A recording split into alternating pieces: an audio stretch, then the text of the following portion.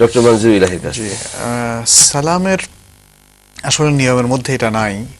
ইসলামের প্রথম ইতিহাস থেকে আমরা দেখি যে একদম মাথা নুয়ে কুর্নিশ করে সালাম দিবে, শিরকের মধ্যে চলে যাবে। জি, সুতরাং সেটা সিজদারতর মতো, বিশেষ করে যেটা একদম নিচু হয়ে করা, জি সিজদাই হবে। এটা একদম অ্যাভয়েড করা উচিত। যদিও সেটা সালাম, তিনি হয়তো বলছেন যে সালাম করছি আমি, কিন্তু এটা তো শ্রদ্ধা নিবেদন। শ্রদ্ধা নিবেদন কেউ যদি রুকু বা সিজদা টাইপের করেন, তাহলে তো একটা বড় ইবাদতের সাথে মিল হয়ে যাচ্ছে, তাসবিহ তুলনা হয়ে যাচ্ছে, যেটা শুধুমাত্র আল্লাহ ছাড়ার কারোর জন্য জায়েজ নেই। অতএব সালামটা মুখে করা উচিত এবং বিনয়ের সাথে করা উচিত।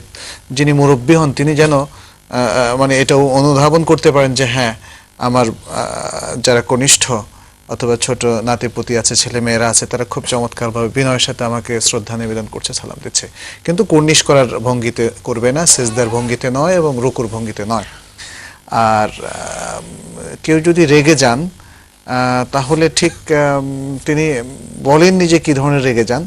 কেউ রেগে গেলেও মা বাবা অথবা আপনজন কারোই উচিত হবে না যে লানাত দেওয়া, অভিশাপ দেওয়া, বদদোয়া দেওয়া, কারণ অভিশাপটা এটা খুবই ডেঞ্জারাস একটা বিষয় জাহান্নামে যাওয়ার, মহিলাদের ক্ষেত্রে। এবং আরো একটা ব্যাপার হচ্ছে যে যদি অভিশাপের উনি হকদার না হন, যাকে অভিশাপ দেওয়া হচ্ছে, তাহলে অভিশাপটা কিন্তু তার নিজের উপর এসে পড়বে, রাজাত আলাইহি।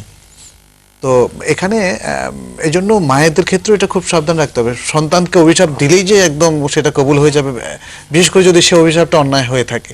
এখন ব্যাপারটা হচ্ছে যে মেয়ে যিনি রাগ করছেন এবং মা যিনি অভিশাপ দিচ্ছেন, পুরো ব্যাপারটা তো আমাদের কাছে ক্লিয়ার না। আমরা একদম সূক্ষ্মভাবে, মা সাধারণত যে অভিশাপ দিয়ে থাকেন এগুলো মন থেকে দেন না, হয়তো শাসানোর জন্য না, কিন্তু এটাও দেওয়া উচিত না। কিন্তু এটা যদি লেগে যায় এবং মেয়ে যদি হকদার হয়, মানে ওই অভিশাপের যোগ্য হয়, এবং মা যদি দিয়ে যান, মুখেরটাও লেগে যায় অনেক সময়, খুবই ডেঞ্জারাস। এই জন্য প্রথমত মেয়ের উচিত না রাগ করা, বিশেষ করে মায়ের সাথে কেন এইভাবে রাগ করবে, যেটা বেয়াদবি শামিল। আর দ্বিতীয় হচ্ছে মায়েরও উচিত না আসলে লানাত করা, সম্পদ দেওয়া। সম্পদ দেওয়া। যে অনেক